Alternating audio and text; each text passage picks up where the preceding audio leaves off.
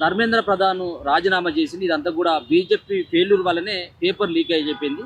So తగిన గుణపాఠం లభించింది బీజేపీ పార్టీకి. భవిష్యత్తులో బీజేపీ పార్టీకి కష్టమే అని చెప్పేసి కాంగ్రెస్ వాళ్ళు అంటారు. దీనికి ఏం సమాధానం చెప్తారు? ధర్మేంద్ర ప్రధాన్ స్వాతంత్రం వచ్చిన కాంచెల్లి స్వాతంత్రం రాకముందు కూడా ఈ లీకేజీల వ్యవస్థ ఉన్నది. కానీ ధర్మేంద్ర ప్రధాన్ హుందాతనంగా ప్రవర్తించిన ప్రవర్తన ఇవాళ స్వతంత్ర భారతదేశంలో ఏ మంత్రి కూడా ప్రవర్తించలేదు. ఈ హుందాతనాన్ని అందరూ కూడా గౌరవించి రాబోయే రోజులలో ఇలాంటి లీకేజీలు కానీ, ఈ ఫెయిల్యూర్స్ కానీ, ఈ తల్లిదండ్రుల ఒత్తిడి కానీ, ప్రధాని ఏదైతే హుందాతనం ప్రకటించిండో అదే హుందాతనం మిగతా లోకం అంతా కూడా ఆ హుందాతనాన్ని స్వీకరించవలసిందిగా నా విజ్ఞప్తి. కాక్రోచ్ జనతా పార్టీ వాళ్ళు చేసినటువంటి ఆ ధర్నాను కానీ, ఆ పోరాటాన్ని కానీ బీజేపీ నేతగా ఎట్లా చూస్తారు? కాక్రోచ్ జనతా పార్టీ సక్సెస్ఫుల్గా ధర్నా చేసింది. ఆ ధర్నాలో ఎవరి నినాదం వాన్నే అయింది. వీళ్ళందరూ కూడా స్టూడెంట్స్ కోసం చేస్తే హర్షించదగ్గిందే. కానీ వీళ్ళందరూ స్టూడెంట్స్ కోసం చేయలేదు. ఎవరి నినాదం వాడు చేసిండు. ఒకడు రాజకీయ నినాదం చేసిండు, ఒకడు విద్యార్థి నినాదం చేసిండు, ఒకడు పార్టీ నినాదం చేసిండు, ఒకడు వాని సొంత నినాదం చేసిండు, ఒకడు పక్కకు పోయి బిస్కెట్లు తినడా లేకపోతే ఏం తినడో వాని పని వాడు చేసిండు, ఒకడు బిర్యానీ తినడు. కానీ వివిధ వ్యక్తిత్వాలన్నీ కూడా ఈ కాక్రోచ్ జనతా పార్టీ ధర్నా చేసిన విధానంలో ఒక్కొక్కని పాత్ర వాని పాత్రలు యువతలకు వచ్చినాయి. అల్టిమేట్ గా విద్యార్థుల విజయం అని చెప్పేసి అంటారు కాబట్టి దేశ యువత విజయం మీరు కూడా అదే అనుకుంటున్నారు? ఖచ్చితంగా విద్యార్థి విజయమే. కానీ విద్యార్థులు కూడా అతిగా ప్రవర్తించద్దు. ఈ విద్యార్థి విజయంగా గర్వంగా భావించద్దు. హుందాతనంగా ఏదైతే ధర్మేంద్ర ప్రధాన్ స్వీకరించిండో మీరు కూడా అదే హుందాతనాన్ని స్వీకరించి రాబోయే రోజులలో మీ భవిష్యత్తును, దేశ భవిష్యత్తును కూడా ముందడి తీసుకుపోవాలని నా విజ్ఞప్తి. ఆయన రాజీనామాని మేము ఆల్మోస్ట్ ఆయన దించేసాం, మంత్రి పదవి నుంచి మేమే దించేసాం, రేపు ప్రధాని కూడా దించేసేది, మోదీని కూడా గద్దె దించేది మేమే అని చెప్పేసి. ఇది బంగ్లాదేశ్ కాదు, ఇది లేకపోతే పక్కనున్న నేపాల్ కాదు, ఇది యావత్ భారతదేశం. ఈ భారతదేశం ప్రపంచ రాజకీయాలకు కేంద్ర బిందువై నడుతుంది. రేపు కూడా కేంద్ర బిందువై నడుతుంది. మీరు దాన్ని కనుక మేమే దించినాం అనుకుంటే అల్బత్తం అవుతుంది. మీకు హుందాతనంగా మీ యొక్క గౌరవాన్ని కాపాడినాం అనుకుంటే మీకు కూడా గౌరవం ఉంటుంది. బీజేపీ పార్టీ ఏంటి రాష్ట్రంలో ఈ విధమైనటువంటి పోరాటాల గురించి భవిష్యత్తులో అధికారంకి వచ్చేటువంటి పరిస్థితి? ఖచ్చితంగా రెండు పార్టీలను చూసింది ఈ తెలంగాణ ప్రజానీకం. ఇవాళ రాజకీయాలలో కేసీఆర్ అనేక సంవత్సరాల నుంచి 1000 సంవత్సరాల బానిసత్వాన్ని, ఈ 78 ఏళ్ళ స్వాతంత్రంలో జరిగిన పొరపాట్లను ఏర్చి కూర్చి తెలంగాణను సాధించి 10 ఏళ్ళు పరిపాలించిండు. 10 ఏళ్లలో అనేక పనులు చేసిండు.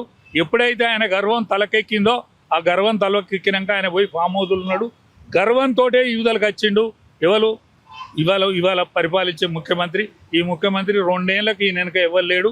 రాబోయే రోజులలో ఈ పార్టీకి వెనక ఎవరు ఉండడు. యావత్ భారతదేశంలో 58 సంవత్సరాల యువకుడు ఇవాళ కాంగ్రెస్ పార్టీకి నాయకత్వం వహిస్తాడు. ఆయన తప్ప ఎవరు దిక్కులేడు పాపం వాళ్ళకు. కాబట్టి రాబోయే రోజులలో ఖచ్చితంగా దేశాన్ని ఇంకొక 30 ఏళ్ళ ప్రణాళికతోటి భారతీయ జనతా పార్టీ ముందుకు పోతుంది. కాబట్టి 40 ఏళ్ళ యువకుడిని ఇవాళ ఆల్ ఇండియా అధ్యక్షుని చేసి ముందడి పోతుంది, ప్రణాళికాబద్ధంగా ముందడి పోతుంది. కాబట్టి ఈ ఇప్పుడున్న ఉనికిలో ఉన్నటువంటి 3 రాష్ట్రాలు కూడా రేపు జరగబోయే ఎన్నికలలో జాయింట్ ఎన్నికలలో వస్తాయి. ఒకే ఎన్నిక, ఒకే నినాదం, ఒకే దేశం అనే నినాదం ముందడికి వస్తుంది. ఇవాళ 600 మంది పార్లమెంట్ మెంబర్లు తయారుగా ఉన్నారు. ఏ బిల్లును కానీ ఆమోదించాలని. వర్షాకాల సమావేశాలనే అది పూర్తవుతుంది అనుకుంటానా. ఈ దేశానికి పట్టిన దరిద్రం వీడుతుంది. మనం 3వ ఆర్థిక దేశంగా ముందుకు పోయి యావత్ భారతావని ప్రపంచ రాజకీయ చిత్రపటంలో ఒక వెలుగు వెలుగుతుందని నేను భావిస్తాను. మొన్నటి వరకు రాజాసింగ్ సైతం కూడా అనుమానం వ్యక్తం చేస్తాను. ఇట్లే కనుక ఉన్నట్లయితే భవిష్యత్తులో కనీసం ఒకటి కూడా గెలవదని చెప్పేసి ఆయన మాట్లాడుతారు. రాజాసింగ్ అనుమానపడుట్లా తప్పులేదు. రాజాసింగ్ అనుమానపడేటియే నిజం చేస్తే కరెక్ట్ కాదు. రాజాసింగ్ మాటల్లో నిజం ఉన్నదని నేను భావిస్తాను.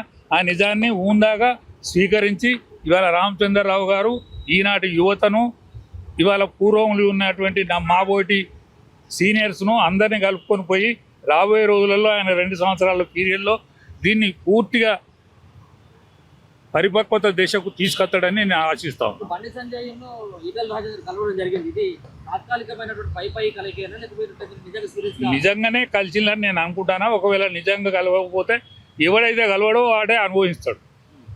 భవిష్యత్తులో ఇట్లే ఉంటుందా వాళ్ళ కలయిక భావిస్తూ ఉన్నారు ఎంత వాళ్ళ భవిష్యత్తు వాళ్ళు ఇది కరీంనగర్ వాసులు. ఇవాళ కరీంనగర్, వరంగల్, ఇవాళ ఉత్తర తెలంగాణ గడ్డ ఏదైతున్నదో అది ఖచ్చితంగా కరీంనగర్ అడ్డ అవుతుందని నేను భావిస్తాను. కరీంనగర్ నుంచే కేసీఆర్ గెలిచి తెలంగాణను సాధించండు. వీళ్ళు కూడా కరీంనగర్ ఇద్దరు నాయకులు ఒక్కటై యావత్ తెలంగాణను పరిపాలించే దేశకు ఈ పార్టీని తీసుకొస్తారని ఆశిస్తాను. కలిస్తే మంచిది. నా అభిప్రాయం ఏంటంటే లీడర్షిప్ కొరత ఉన్నమాట వాస్తవం. బీజేపీకి లీడర్ ఎప్పుడైనా కూడా క్యాడరు ఎట్టున్నది, ప్రజలు ఎట్టున్నారు అనేది ఆలోచిస్తారు.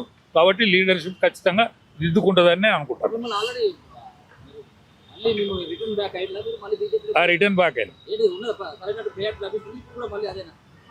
నాకు ఏ పీరియడ్ నాకు సరైన ప్రియారిటీ కోసం పోలేదు. నేను ఆ జెండా కప్పుకొని చచ్చిపోవాలని పోయినా నేనేం కోరుకుంటలేను. నేను ఉండగా ఒక బీసీ ముఖ్యమంత్రి ఈ రాష్ట్రానికి అయితే చాలని అనుకుంటానా, అవుతాడనే నేను భావిస్తాను.